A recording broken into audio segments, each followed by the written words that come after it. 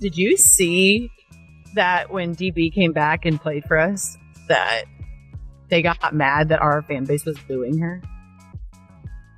I don't believe in booing former players unless they left. Sophie Cunningham has just shattered a decades-old playbook that's long shaped WNBA narratives. What began as a casual podcast chat about DeWanna Bonner's messy exit has exploded into a bigger movement, leaving old-school media gatekeepers scrambling.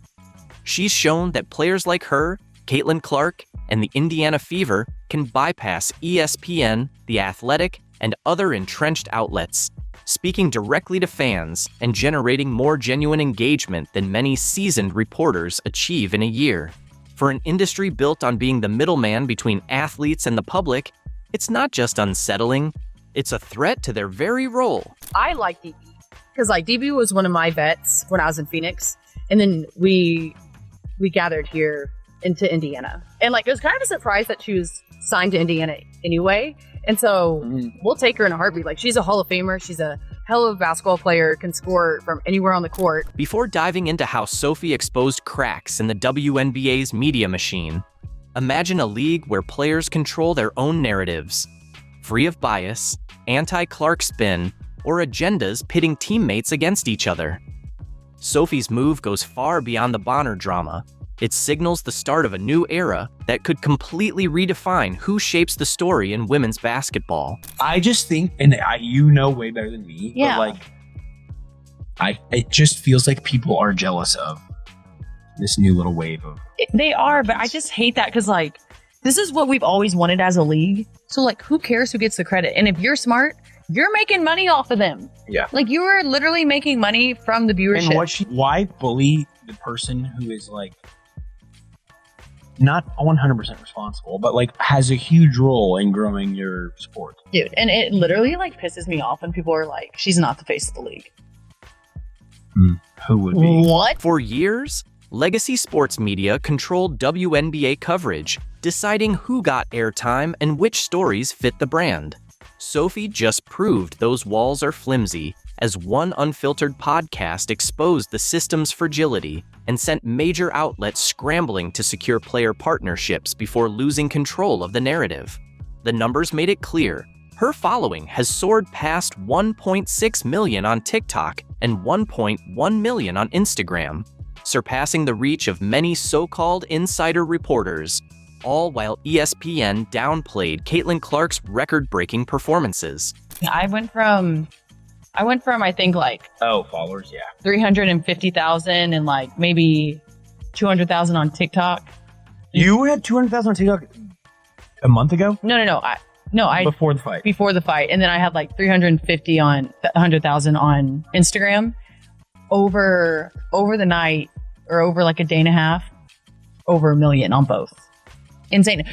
This is coming from me though, dude. I got tired of seeing myself. I get it. And I love myself. I get it. I love myself. I was over it. Here's where the game truly changed. Sophie didn't climb by bowing to the old guard, but by speaking fans' language, unapologetic, competitive, and real. While others stayed in polished media bubbles, she went straight to the people, offering what ESPN's safe sound bites never could: authenticity. The power shift came when she skipped reporters, The Athletic, and Twitter, instead dropping a truth bomb with her Show Me Something co-host that reframed the Bonner controversy. No editors, no spin, no PR script, just raw truth. In the past, such scoops were filtered through beat reporters, tightly framed, and timed to fit the media's control. But she got to Indiana and she just really wasn't happy. And I want people to be happy. So that's why I'm kind of neutral on this one, which a lot of people are surprised about. She's towards the end of her career. So she deserves her flowers. She deserves to be happy. But I also think that if you're going to leave, you're going to have to expect getting booed. Was there explanation when it happened? No. Not even privately? Yeah, I mean, okay. That's tough. And, yeah, okay. Well, I did say unless you leave on some you type shit, and that's what that is, so. Yeah. Sophie took one look at that system and said, yeah, no. She told the story herself, better than any outsider could, because she lived it, with the first-hand credibility, context, and platform to share it without asking permission. It's a level of freedom the establishment media doesn't want Caitlin Clark or any Fever player to enjoy. Like, I'm still rooting for her. Like, I want her to end her career and be happy. But I also think that, like, it's okay to be professional about it and, like, send a text to your teammates. Send a text and be like, hey, like, love you guys. Or you don't even have to say love you guys. Just like, hey, sorry this didn't work out. Good luck. Da-da-da-da. You know what I mean? Like, there's a way to handle that, I think. Here's the strategic bombshell most missed. Sophie's podcast isn't just a DIY project. It's backed by Colin Cowherd's sports media empire, The Volume, marking the first major crossover between a WNBA player's content and mainstream sports muscle. They signed her not as a token gesture, but because they saw what ESPN didn't. Player-driven storytelling outperforms sterile, politically safe coverage. That deal shows WNBA stars can step into the mainstream sports arena and reach a bigger, truth-hungry audience. Sophie's success will push more players to bypass middlemen, which is why traditional media is scrambling to sign them. Proof that fans prefer unfiltered player content over corporate-approved narratives. There's really good, well-known people in our league. I'm not discrediting them. Like, we have a lot of badasses in our league. Yeah. Like, hell yeah to that. I'm all for that. But when people try to argue that she's not the face of our league, or if our league would be where we're at without her, you're dumb as shit. Yeah. You're literally dumb. Sophie is breaking the league's Protect the Veterans Code, the unspoken rule against criticizing the inner circle, exposing politics, or questioning sacred cows. She called that agreement broken and told the truth about Bonner's messy exit, not because it was easy or safe, but because it was real. That commitment to truth over politics is exactly what new WNBA fans, especially Caitlin Clark's massive following, have been craving, while old media stayed too afraid to address it. One of the biggest stars the WNBA's ever Who's that? had.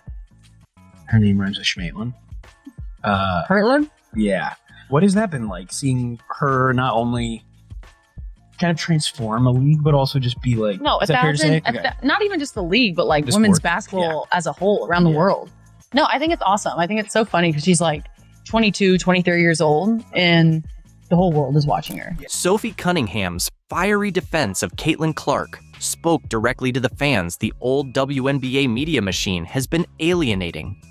While legacy journalists softened Clark's story with cautious, she just needs time takes, Sophie bluntly called her critics dumb as hell, and meant it. It was both authentic and strategic, targeting the league's fastest-growing, most passionate fan base and speaking their language instead of the media's stale jargon. She chose inclusion over gatekeeping, and her engagement numbers showed it worked. You have seen players in our league try to like toughen up Caitlin. We call her Cece. Cece.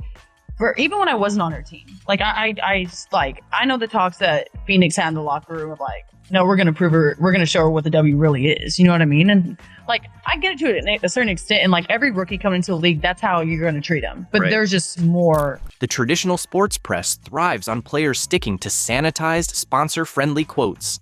It keeps them as the all-important interpreters. But when Sophie speaks directly and unapologetically, the middleman becomes irrelevant. No spin, no decoding. Fans hear her, understand her, and rally behind her instantly. And that terrifies the old guard, because if players like Sophie and Caitlin can reach millions, grow massive followings, and own their narratives without gatekeepers, what exactly are those gatekeepers offering anymore? Their power was built on controlled access, on the belief that players needed their platforms to matter. Sophie just proved they never did. And now the only question is, who's next? Well, this is the play that just occurred. That's like she tries to slide over right there, and Hartley just kind of falls and makes collision with that lower leg. You see her immediately grab it.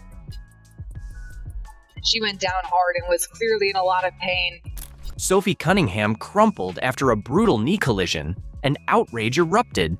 Fans and even her family blasted officials for failing to protect players.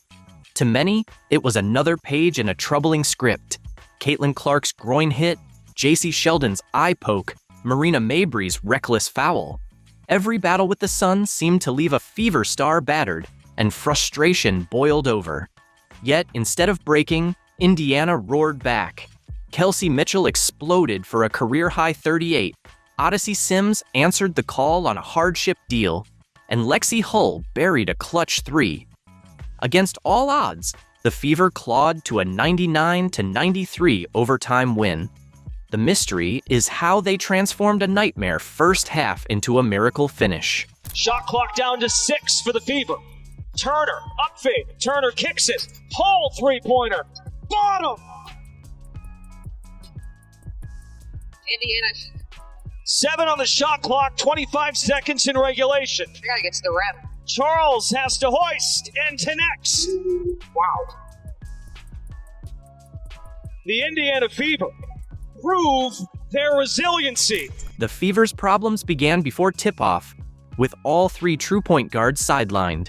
Clark's groin injury, Colson's torn ACL, McDonald's broken foot. With no natural floor general, Coach Stephanie White had to scrap the playbook, leaning on simplified actions and makeshift ball handlers, while other teams were fine-tuning for the postseason. After Phoenix, it was a quick turnaround to figure out, how we're going to play without, Ari and Sid.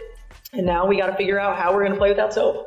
And we've got to figure out, who can play in certain roles. What are our substitution patterns going to be? What kind of wrinkles can we throw out there? It doesn't get easier. And I think we come back and have Minnesota twice, right? So it's really good mentally, physically, and emotionally for us. And then it gives us practice time, which we're going to need. The challenge deepened once play began. Midway through the second quarter, Sophie Cunningham went down hard and was done after just 10 minutes. Her shooting and grit had been vital to White's fragile rotation, and losing her gutted both depth and spacing. Suddenly, unready players were thrust into big minutes, and the staff was scrambling to juggle energy, matchups, and survival. By halftime, Indiana's rotations were hanging by a thread. We got Sophie Cunningham writhing around in pain, definitely hurt, and Sophie's one tough cookie. If Sophie's kicking and screaming like this, no Will Farrell. She's in pain. We even have Connecticut Sun players. Look at that. Connecticut Sun players, Connecticut Sun training staff coming up to her as the Fever starts making their way down. On paper, it looked like a sure loss. But instead of folding, the Fever turned chaos into grit, proving short numbers didn't mean short fight. Survival became a statement. Yet the night's toughest moment was still to come. Cunningham's collision, a blow that not only reshaped the lineup, but reignited fury over the officiating itself. Every day in our huddle, that's what we say together. And it's just more than words for us. I think when you see things happening, there's no other way. If you spread apart, the season goes down quicker than anything else. And we talk about with the injuries, people are probably expecting us to just fold, just like you said. And that's not us. We come in the locker room and we're motivated. We continue to be motivated every single time we step on that floor. At halftime, we were motivated, chip away, and that's our mindset. And just continue to uplift people. When one person goes down, we say it all the time, the next woman stands up. And that's really just been our motto and been what we've had to do a lot this season, and that's what we're just going to continue to do. The defining moment came in the second quarter, when Bria Hartley lost her balance and crashed into Sophie Cunningham's right knee. The arena fell silent as Cunningham screamed in pain, unable to stand and carried off by trainers. The Fever later confirmed she'd need an MRI. No foul was called, and outrage erupted instantly, inside the arena and all over social media. How does she magically lower her shoulder into Sophie Cunningham's legs? Can somebody please explain that to me? Can somebody please explain those physics again?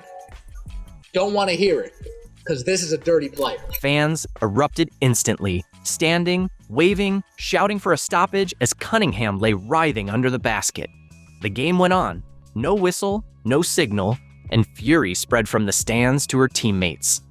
Their starter had to be carried off, yet officials stayed silent. Afterward, Coach Stephanie White admitted her first thought seeing Cunningham's pain was blunt and unfiltered. Do you have an update on Susan? Yeah. Yeah, MRI tomorrow. Sorry, just quickly on something. What's going through your mind when you see her down like that and you're jogging over there? And I'm like, holy shit. Especially the way that she fell and, you know, how she was holding herself and how much pain she was in. You know, at the time, it's like crap. And then you go down there and you see her and it's like, okay, just want her to calm down and be able to regroup. To most fans, this wasn't just an accident. It was part of a disturbing pattern. Memories of J.C. Sheldon's eye poke, Marina Mabry's hard foul, and Sheldon's groin hit on Caitlin Clark all lingered. Each had been called reckless, yet little discipline followed.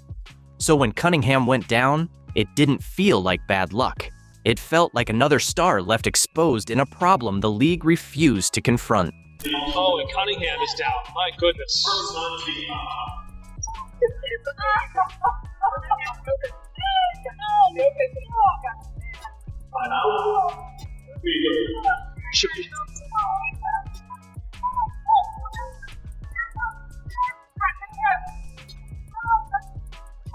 You know, scary moment as we went to commercial. Sophie Cunningham hit the floor hard, and she is being helped off the floor, heading back to the locker room. Emotions soared when Cunningham's family spoke out.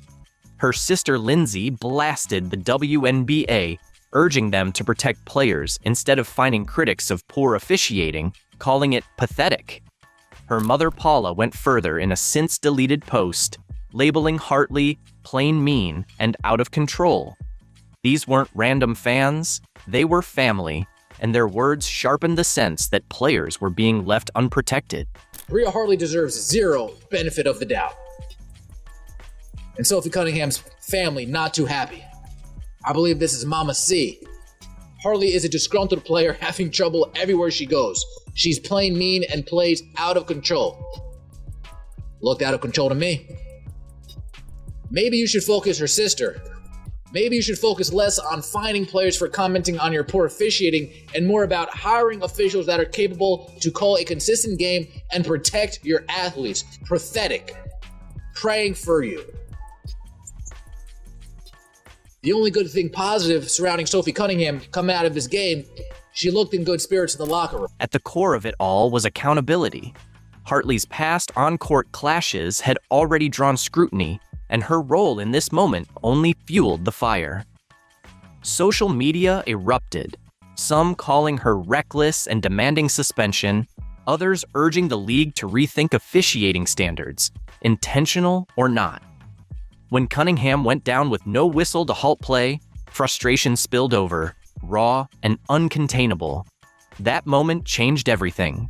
This game wouldn't bend to sympathy or corrected calls. The Fever leaned on sheer emotion, on unrelenting grit, and as the final minutes approached, all that tension funneled into a single player, a sudden force whose takeover threatened to redefine not just this game, but Indiana's fate itself. So it looked like Bria Hartley is going into hiding. It looked like Bria Hartley is running after news broke about Sophie Cunningham being out for the season. The season collapsed in an instant, Sophie Cunningham clutching her knee, Hartley smirking as she walked off. Indiana confirmed an MCL tier, ending Sophie's season. Her family demanded league action, while Hartley's viral smirk sparked outrage. Suspension? Dirty play? This picture is going viral with Bria Hartley with the sinister grin, right? This malevolent look that's on her face right now. Clearly smiling after injuring Sophie Cunningham, man. The lasting image wasn't Sophie on the floor, it was Hartley's grin. As trainers arrived, cameras froze on that frame, which spread across social media, overshadowing the collision and fueling claims of intent. Play that just occurred. That's like she tries to slide over right there, and Hartley just kind of falls and makes collision with that lower leg. You see her immediately grab it. And she went down hard and was clearly in a lot of pain. The game was tight until Hartley collided with Sophie's planted leg. Sophie went down, arena silent, but online attention fixated on Hartley's reaction, replayed in viral highlights. Oh, and Cunningham is down. My goodness.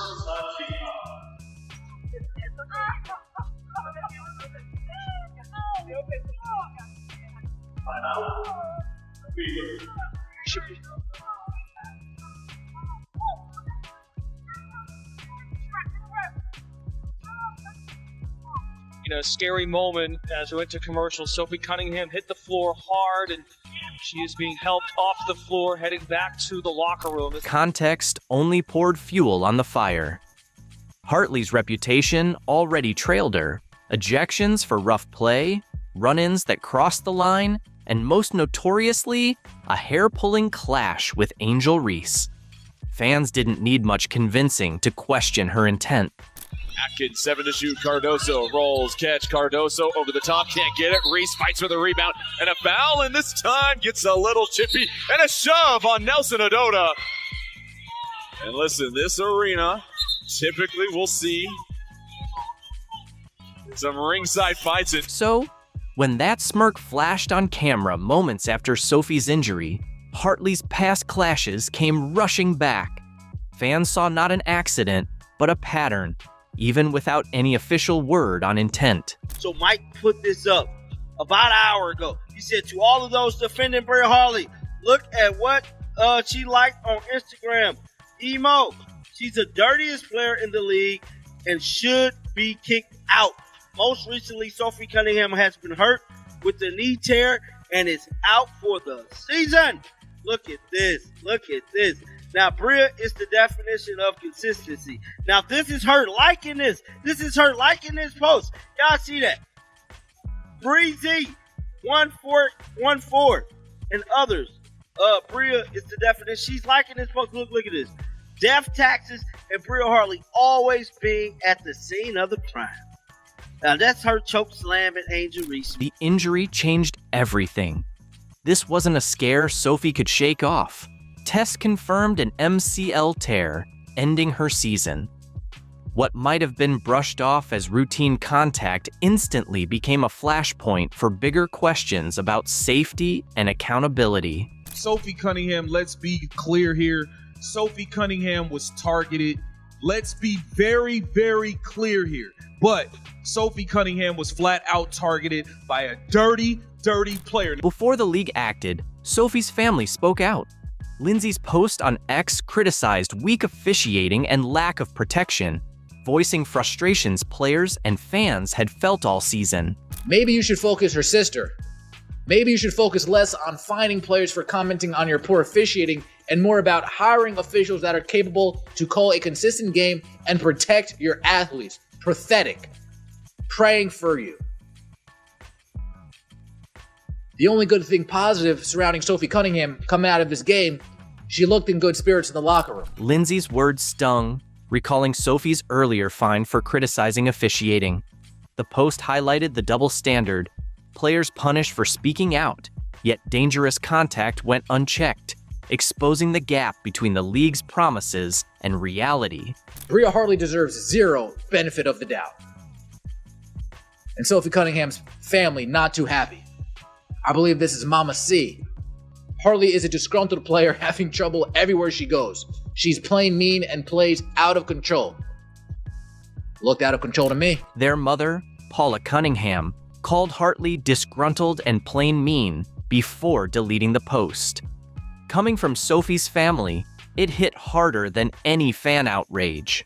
Screenshots spread, making Hartley's reaction feel personal and fueling debate over intent, accountability, and league action.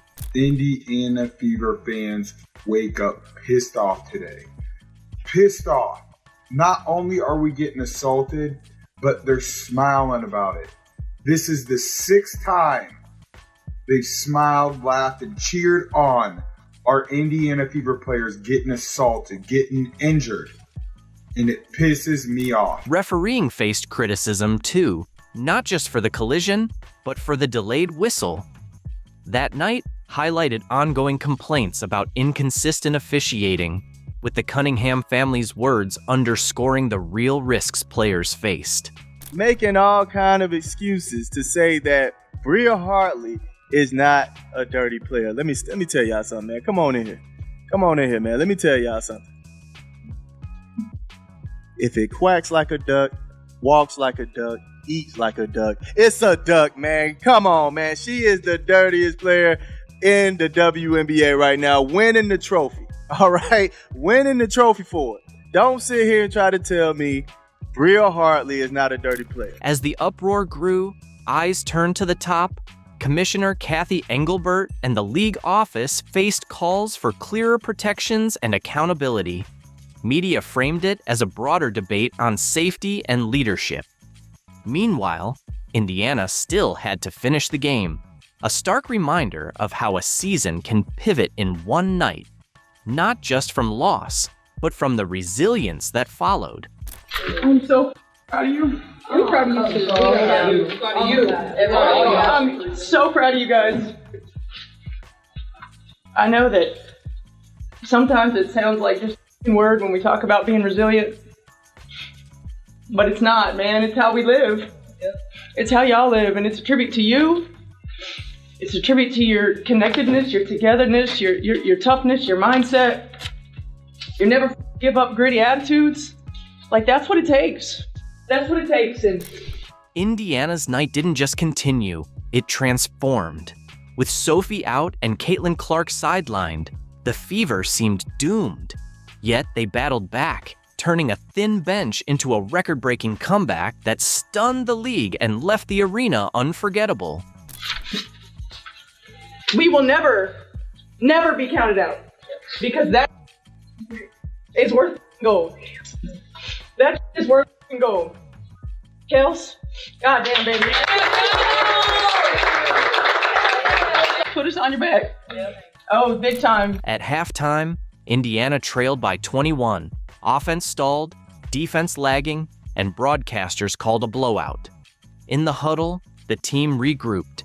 Kelsey Mitchell erupted for 38 points, 34 in the second half, with 6 assists, turning deficit into hope and carrying the team's heart without Sophie or Caitlin. Assassin Kelsey Mitchell has a new career high.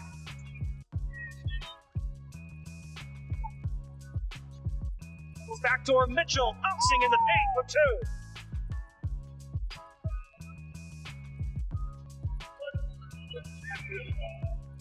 Kelsey Mitchell, the big is matched up. Mitchell squeezing through for 2 and the foul.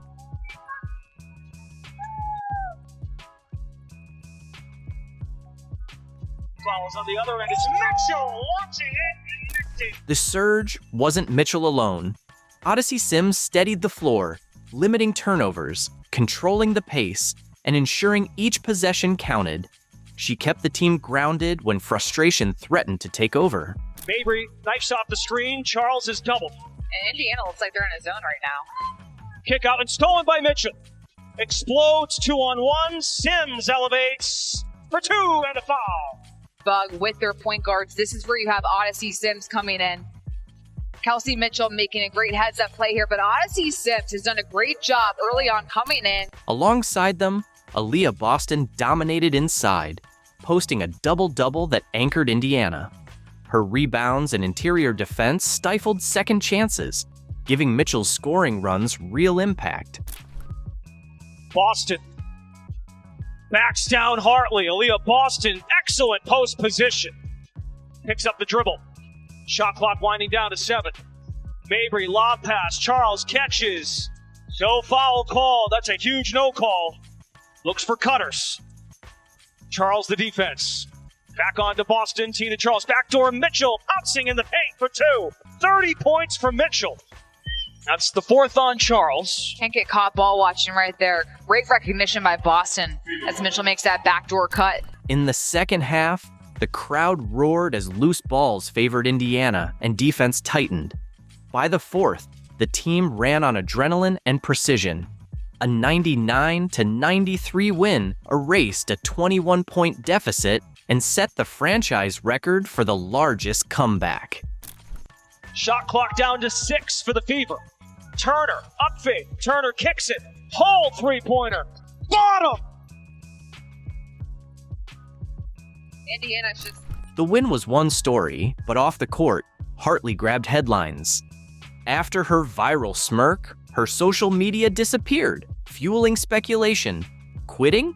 Something bigger? Possible investigation or suspension only deepened the uncertainty. It's going to be a jump. Now here it looked like a jump. They're This looks like a foul to me. Yeah. Indiana, and you can see Caitlin saying you were right in front of her. Caitlin Clark lost it on the refs after Sophie Cunningham got body slammed with no call. It wasn't just a blown whistle, it was a disgrace, exposing everything wrong with WNBA officiating in the Fever's 78-74 win over the Storm. Like, I'm not saying that your job is easy, but when it is a simple call right in front of your face multiple times, what are you doing? What are you doing? What call are you like bugged out? All of them. Just everything. Like, it's just like they're just so inconsistent. Like, that's my thing. Like, if you're on the other team and you're going to be finding this shit at me, yeah, cool. But let me do it to you. Yeah. You know what I mean? Want like consistency then. Yeah, like just give. And I think that's players across the league and like new fans across the country. Like everyone's like, what is going on with the refs? And I'm like, I don't know. Sophie grabbed the rebound and was calmly holding the ball until a Storm player slammed her like it was Sunday Night Football. The ref, front row seat, did nothing. Just stood there like he was watching a backyard barbecue. Now, am I ever advocating for players to throw other players on the ground? No, like we've seen so much of it throughout the WNBA. He watches this happen right in front of him. There's so much contact on the play and he does nothing. He doesn't blow his whistle. He doesn't stop the play. He doesn't call a foul here. That's when Caitlin Clark, sidelined for the 7th straight game with a groin injury, finally snapped. She'd had enough. We have updates and our recovery's going well. You know, it's just, I think for us staying the course and making sure that we're really diligent about each step that we take and that we don't have setbacks and that we're patient with it. I know she wants to be out here on the floor. We want her out here on the floor, but making sure that she's ready is the most important thing. You know, I still don't know how far we are. We're going to take it one step at a time, one day at a time, and go from. She couldn't hold back. You were right in front of her. Why did you change your mind? Clark shouted, her voice echoing through the arena, saying what every fan was thinking. The incompetence was unreal. I don't even know what the players can do because the players aren't being protected. And I know so many of the times, like, we're talking about this when it comes to the Indiana Fever, but this does happen across the league. There are many plays that we could pull up. Do you guys have any suggestions on what can actually be done? The coaches get fined when they call them out to the media. Like, this is a top-down issue. This is a commissioner's issue. This officiating mess isn't just a bad night. It's the WNBA's biggest crisis. And Caitlin Clark's outrage? It's become the rallying cry for a league on the brink. The officiating in the WNBA, I kind of already went off on it, but it's just atrocious. Really, really bad. Like, there have got to be rules to present overt physicality from dominating the game.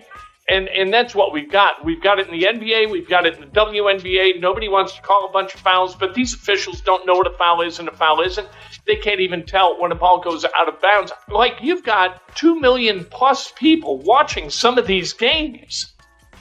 You have got to have a correctly officiated product, or at least confidently officiated product, and competently officiated product. WNBA officiating is in freefall, and everyone sees it. Blown calls keep stacking up, while Sophie got fined $500 for a TikTok mocking refs. Meanwhile, real hits go unchecked. Commissioner Engelbert shrugged it off. But this isn't about losing, it's about player safety and respect. This year, it's not just Caitlin Clark. If you wear that Indiana Fever jersey, consider it done. The refs are not going to be fair, and they are going to cheat and do whatever it takes to do what the higher-ups say. Even the league's biggest names are fed up. Becky Hammon's been losing it publicly. Kelsey Plum shows up to pressers covered in scratches, asking how she got mauled for 40 minutes and only shot 6 free throws. And I got scratches on my face, I got scratches on my body, and these guards on the other team get these ticky-tack fouls, and I'm sick of it. I get fouled like that every possession. Ricky gets fouled like that in the post all the time, and they don't call it, and I don't know what else to do. Like, it's really frustrating, though. I'm like, I feel, I mean, there's multiple shots at the end of the game, either into the third, into the fourth, where they're just coming and swinging, and they just don't call anything. Amid the chaos, one player rose above it all. Sophie Cunningham.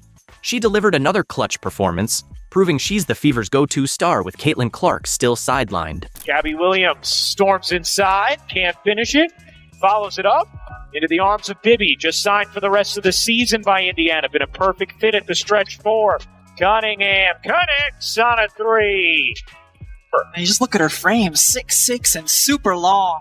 Cunningham connects on another three. She lit it up with 17 points on 5 of 6 shooting, including 4 of 5 from deep. And yep, she was the only Fever player to hit a 3 all game. Big games from Sophie Cunningham, the only player on the Indiana Fever to make her 3 tonight. The Indiana Fever were 4 of 21 from downtown, and Sophie Cunningham hit all 4 of those 3s. 17 points, and the difference between this and the Lynx game, which was Sophie Cunningham's last really good breakout game, this wasn't late. This was, we're struggling offensively, somebody needs to come through, and Sophie Cunningham came through for us. Sophie's no fluke. She's been on fire. Dubbed the Blonde Bomber for her clutch threes, she's thrived since that viral Sun Brawl backing Clark, gaining 800,000 followers and skyrocketing jersey sales. Sophie the Blonde Bomber, Sophie the Trophy, lit it up again tonight. Man, she has been nothing short of spectacular as of late. 5 of 6 from the floor, 4 of 5 from 3, 3 for 4 from the free throw line, 17 points, 2 assists, 5 rebounds. Sophie the Blonde Bomber has been on fire. Sophie stepped it up in a big time way. That is what you need. When your best player is out, you need the ancillary pieces to step up and deliver. And that is what Sophie Cunningham has been doing for them. Sophie's rise from enforcer to star has been a season highlight. Now the Fever's most reliable scorer, she's a fan favorite. But even her heroics couldn't stop another near collapse of a 12-point lead. The Fever did everything possible to blow a game, but still come out with the win. That was a near epic level collapse, folks. Wow, it should have never gotten that close. Lexi Hull, Stephanie White waited till the very last minute to put Hull in on defense. She should have been in there from 2 minutes in. 2.5 minutes in on defense. They could not seem to get a big rebound to save their life, and this almost turned into a disaster. The Fever were rolling, up 55-42 in the third behind Sophie's hot streak. But the moment they relaxed, everything unraveled. It's like they're allergic to success without Clark. Seattle closed the quarter on a 10-2 run, slicing the lead to 4, and just like that, a sure win turned into a full-blown nail-biter. The Indiana Fever just almost pushed me to a heart attack. The Indiana Fever nearly blow a 12-point fourth quarter lead. We allow the Seattle Storm to go on an 11-0 run in the fourth quarter. Stephanie White, I keep telling y'all, I don't trust her. I'm sorry. We give up a 11-0 run within the last 4 minutes to let this team cut the lead down to 1. The fourth was all nerves. Seattle cut it to 73-72 with 3 minutes left, and every Fever fan felt the panic. This team just can't close games, and it's costing them. Boy, they almost blew it. Nonsensical whistles to stop runs, or how about blowing a whistle to stop the other team's run? Coming out in the second half, I will never back off of this. When you come out in the second half and you start losing leads, that is a coaching issue. I don't care what sport you're in. All right? Because what that tells you is the opposing coach went into the second in the halftime, made adjustments.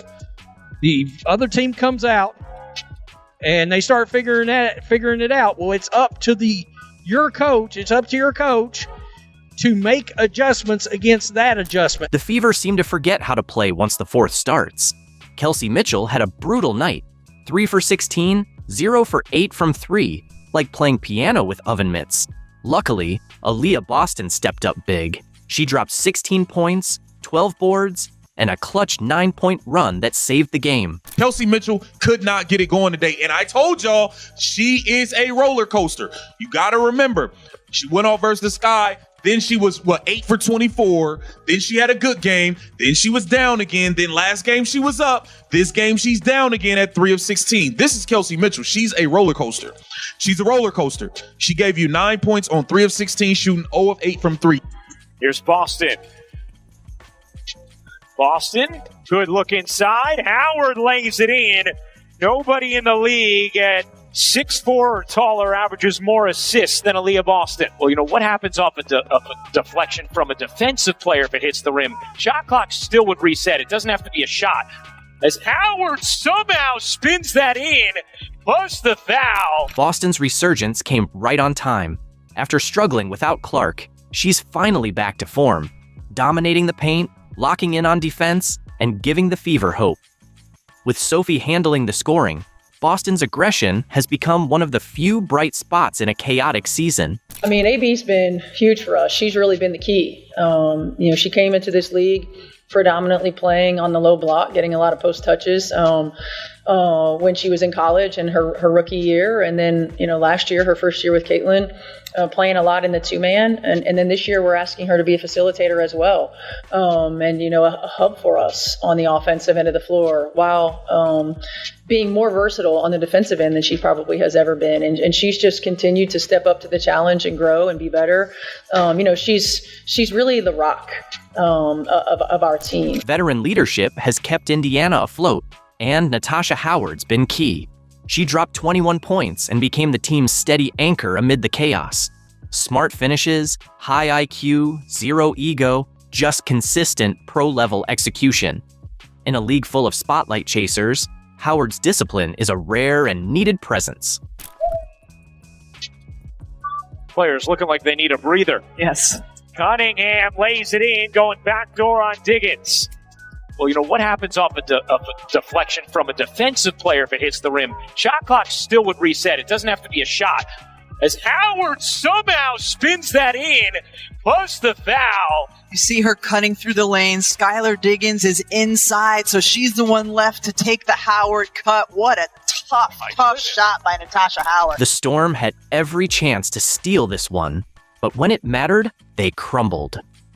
Skylar Diggins missed 2 wide-open threes, and Gabby Williams' clean look at the buzzer rimmed out.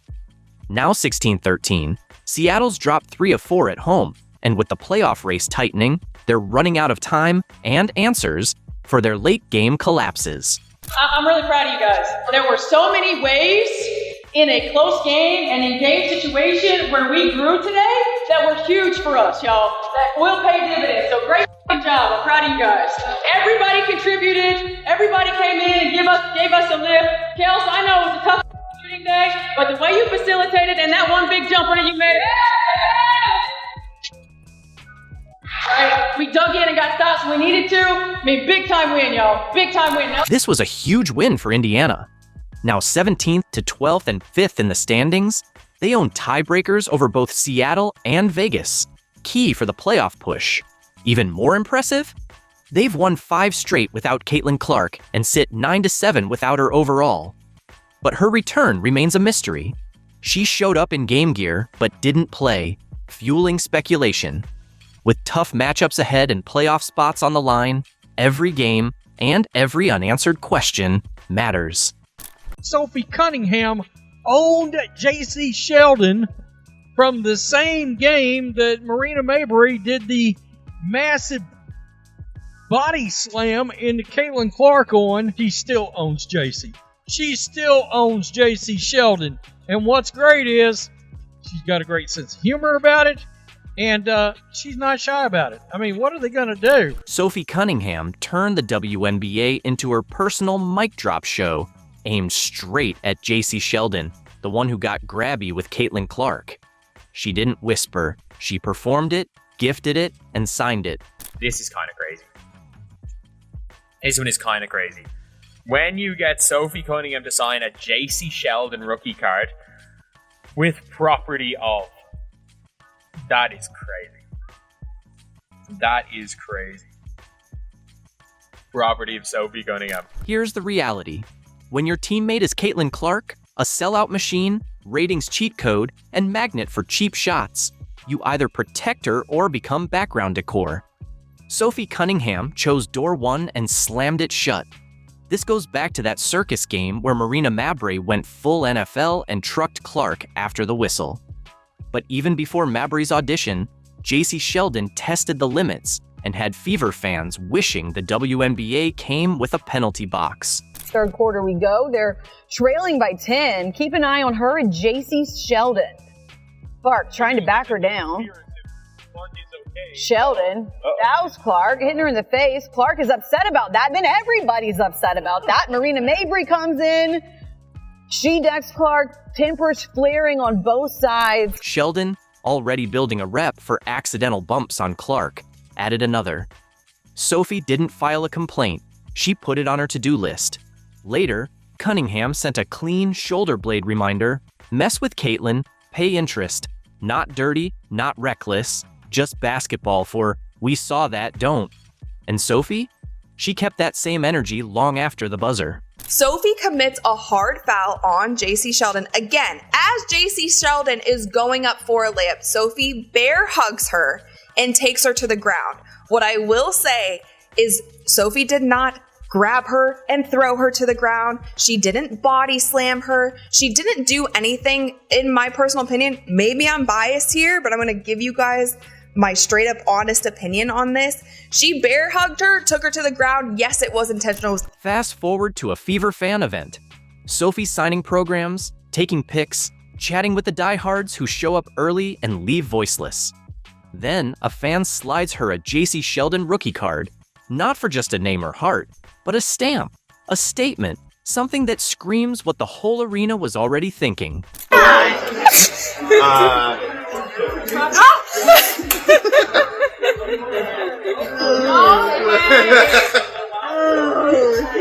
she's the problem. She is the problem. Sophie grabs the card, pen ready, and scrawls, "Property of Sophie Cunningham." Not a doodle, a declaration. Press our star? Here's the bill. It's also a league-wide memo. Indiana's got an enforcer, and her paperwork's airtight. Sheldon, you've been officially served. Sophie Cunningham would take her rightful place as the Indiana Fever enforcer, and I believe took the first step to her becoming the second most popular player in the WNBA. Sophie Cunningham is everywhere. Barbie's walking in. She's the best looking woman walking into these WNBA arenas. I mean, black belt Barbie, anybody? Black belt Barbie. The clip hits social like gasoline. Lexi Hull cracks up beside Sophie while fans lose it. A perfect mix of rivalry, humor, and raw competitiveness. The kind that actually builds culture. It wasn't staged, it was pure Sophie. Sharp, funny, crystal clear. And she didn't backpedal. No just kidding, no notes app apology. She leaned in. That's what you want from an enforcer. Consistency. Gretzky had one, Jordan had plenty, Kobe had guys eating technicals, Curry has Draymond. And now the WNBA's biggest star has Sophie Cunningham. Protector by choice, shooter by trade, part-time notary for rival guards. Sophie Cunningham has been Caitlin Clark's biggest cheerleader and defender. And it literally pisses me off when people are like, she's not the face of the league. Who would be? What? When people try to argue that she's not the face of our league, or if our league would be where we're at without her, you're dumb as You're literally dumb as The sad truth about this video we just watched is she is the first WNBA player I have seen to openly say this out loud, publicly, and not be ashamed in declaring it. Here's the twist. Sophie isn't some bench warmer collecting fouls. She's scoring big, dropping 15, 18, 20 points while others are still blinking. Against Phoenix, she delivered 18 on command, while teammates looked lost. Enforcer energy is fun, but enforcer energy plus production? That's how you win memorable games. Caitlin Clark is the reason we have been talking about the WNBA. Hate it or love it, it's true. I don't believe that Caitlin Clark necessarily wants that title that everyone has been giving to her. I think she just wants to be appreciated. And Sophie Cunningham, she just seems like such a real one, such a good friend. I think especially with women, especially elite level athletes, there's a lot of people, women, who will kind of stab you in the back. There's a lot of jealousy, a lot of resentment, especially when you're good. But Sophie just seems like such a girl's girl. I really, really like her. Maybe Caitlin Clark should do the next American Eagle campaign, or Sophie Cunningham. When Sophie wrote Property of Sophie Cunningham, it didn't feel petty, it felt earned. Fever fans roared because it wasn't just one bump or shove. It was a season of non-basketball contact finally getting a public return address. A teammate was saying, "Our star isn't running solo anymore."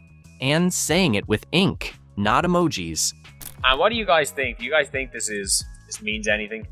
Like, obviously, when you get a Sophie Cunningham to sign a Jace Sheldon card, like, I think we should see that more in sports. The dominoes fell perfectly. The autograph went viral. Fever fans embraced it. Clark's Army saved it. Even neutrals shared it. Then, the bigger story emerged. Jace Sheldon, drafted by Dallas, bounced to Connecticut, traded to Washington, wasn't making headlines for scoring or defense. Her biggest story? The guard who tried her shot on Caitlyn, and the guard claimed by Sophie Cunningham. This is hilarious. It really is. Indiana Fever star takes humorous jab at Caitlyn Clark villain. You gotta love an Iowa Hawkeyes Wire headline. That's really good. That's Jace Sheldon. Congratulations. That's all you're known as. The chick that was mean to Caitlyn Clark. That's your legacy. I don't know what else to tell you. I mean, you've been traded, and I don't think you're much of a basketball player. The clip hit, and Fever Nation lost it. Not just a joke, it was a line in the sand. You don't make your name off ours. Sophie's edge, swagger, and production make her the team's MVP after Caitlyn. Deep threes, taking charges, flashing grins, signing rookie cards.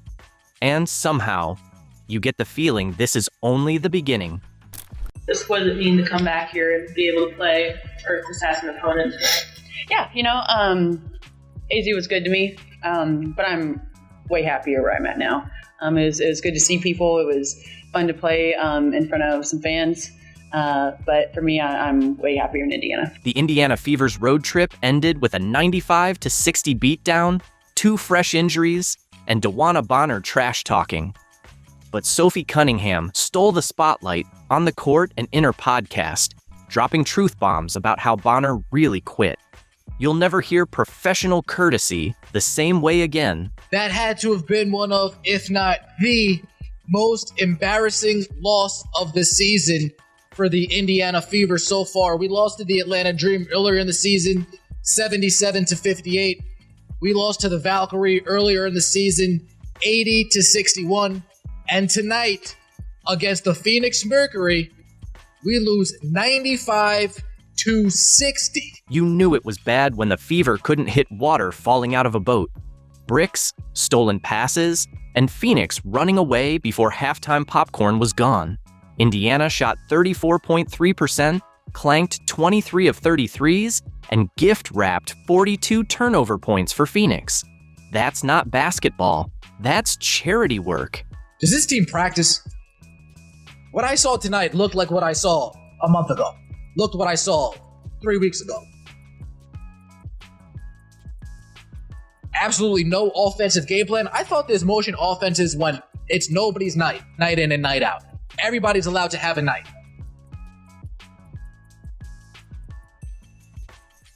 If Kelsey Mitchell doesn't play well, it needs miraculous efforts from the rest of the team to pick this up. Sophie Cunningham played great tonight. Kelsey Mitchell had a bad game. Bad game. Where's everybody else? The gut punch? Sydney Colson crumpling with a knee injury. Then Ari McDonald hobbling on a bad foot. In one night, the Fever's thin roster turned into tissue paper. 2 key players down in a blowout. It's getting kicked while you're face first in the mud. Steph obviously Sid had that injury and Ari left, I think, in the fourth quarter. Yes. What's the status? Well, it's Sid's left knee, Ari's right foot, and we'll get some more evaluation when we get home tomorrow and see where we are. Phoenix owned this game, out-rebounding Indiana 44-32 and making them look lost from tip-off to buzzer. Every possession was Mercury playing chess while the Fever fumbled with checkers. Their defense caused chaos. Indiana never escaped.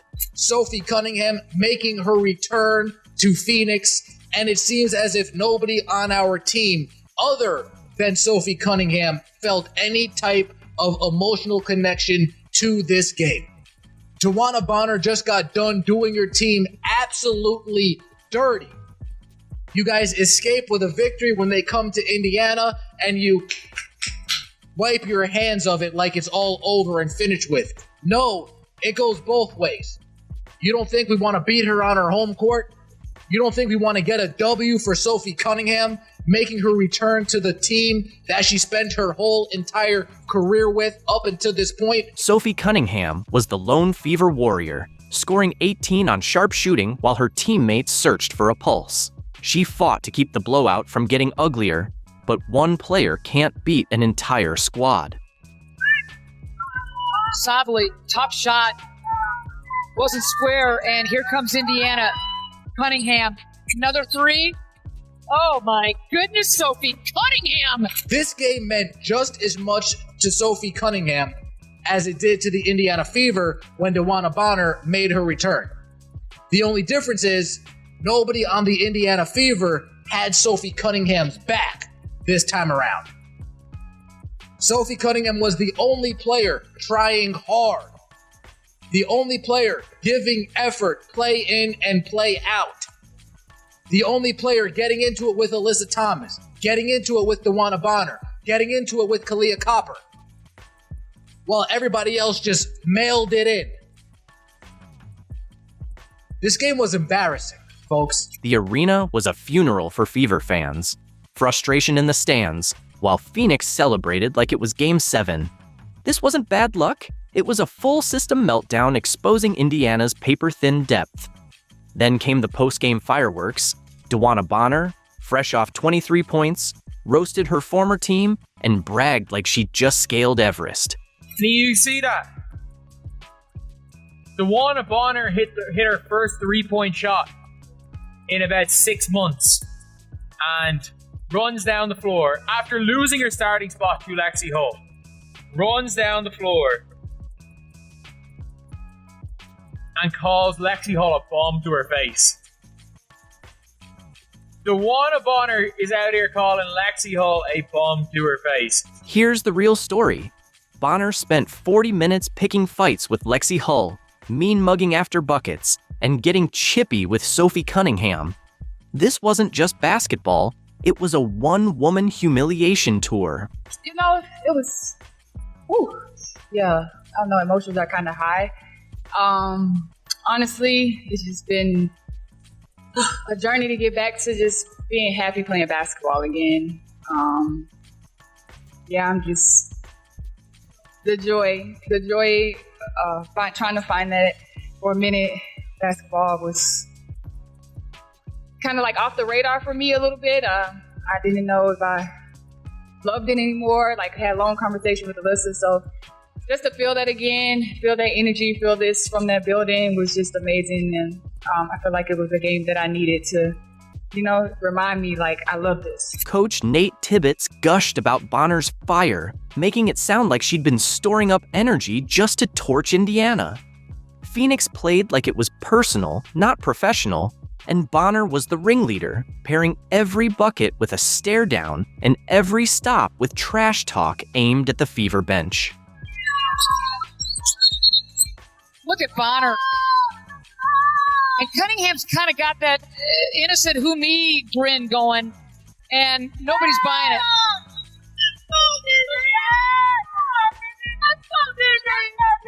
Wow, what a steal by Bonner, stepping right into it.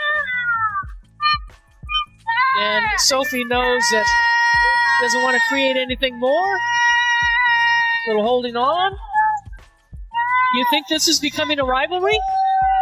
Oh, they're letting her have it now. They gave Cunningham a big ovation. After the buzzer, Phoenix partied and took verbal jabs while Indiana huddled up, checked on the injured, and talked about bouncing back. For sure. I mean, it sucks, right? You don't ever want to see anyone be injured on any team. I feel like there's been a lot of injuries this year in the W, harsh ones, I think. And it's just another one. And Sid is still the heartbeat of our team. She's going to be okay. Our team's going to be okay. And again, it's just another hurdle that we're going to have to get over. Bonner's night felt less like basketball brilliance and more like a grudge parade, complete with over-the-top celebrations while the Fever worried about Colson's knee.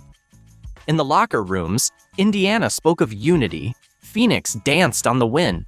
Her 23 points only underscored why she never fit the Fever's team first vibe, and Sophie Cunningham was about to drop truth bombs to prove it. Did you see that when DB came back and played for us, that they got mad that our fan base was booing her? I don't believe in booing former players unless they left on like some you type shit. On her podcast, Sophie Cunningham finally spilled the truth about how Bonner quit the Fever, and it's uglier than anyone thought. She admitted Bonner's a Hall of Fame talent, but revealed the bombshell that rewrites her entire exit story. I like DB because like DB was one of my vets when I was in Phoenix, and then we gathered here into Indiana, and like it was kind of a surprise that she was signed to Indiana anyway. And so we'll take her in a heartbeat. Like she's a Hall of Famer. She's a hell of a basketball player, can score from anywhere on the court. Sophie revealed Bonner left mid-season without so much as a text to her teammates. Months of practicing, traveling, and bonding. Then poof, gone without a goodbye. But she got to Indiana and she just like really wasn't happy. And like I want people to be happy. So that's why I'm kind of like neutral on this one, which a lot of people are surprised about. She's towards the end of her career. So like she deserves her flowers. She deserves to be happy. But I also think that if you're going to leave, like you're going to have to expect getting booed. Like, was there explanation when it happened? No. Not even privately? Yeah, I mean, okay. That's tough. And, yeah, okay. Well, I did say what? Unless you leave on some fuck you type shit, and that's what that is, so. Yeah. Sophie stressed this wasn't about X's and O's. It was about basic respect. A simple goodbye text could have avoided all the awkwardness. But instead, the team got radio silence from a supposed veteran leader who vanished without honoring the bonds she'd built. Like, I'm still rooting for her. Like, I want her to end her career and be happy. But I also think that, like, it's okay to be professional about it. And, like, send a text to your teammates. Send a text and be like, hey, like, love you guys. Or you don't even have to say love you guys. Just like, hey, sorry this didn't work out. Good luck. Da-da-da-da. You know what I mean? Like, there's a way to handle that, I think. Sophie's words on accountability hit hard. She's been carrying the team's emotional load while Bonner made excuses elsewhere. You could hear her frustration as she defined professional courtesy, not out of pettiness, but plain respect between teammates. I doubt DeWanna Bonner had any idea that how dirty she did her teammates on her way out of Indiana would ever come out to light. But Sophie Cunningham said, hold my beer. I got a podcast. I got this platform. I'm going to speak my mind. I'm not going to toe the company line. I'm not going to protect narratives. I'm not going to follow agendas. I'm going to tell you how it all went down. And DeWanna Bonner disappeared like a ghost. Sophie's revelation shattered Bonner's redemption facade, exposing it as nothing more than a petty revenge game against teammates she couldn't even text goodbye. It drew a bold line between those who battle through adversity and those who vanish when it gets hard. While Bonner basked in her hollow victory, Sophie, Lexi Hull, and the Fever's core embodied loyalty in its purest form. Sophie's 18-point stand in a blowout wasn't stat padding. It was proof of the relentless heart that forges champions. She could have quit. Instead, she fought to the final buzzer,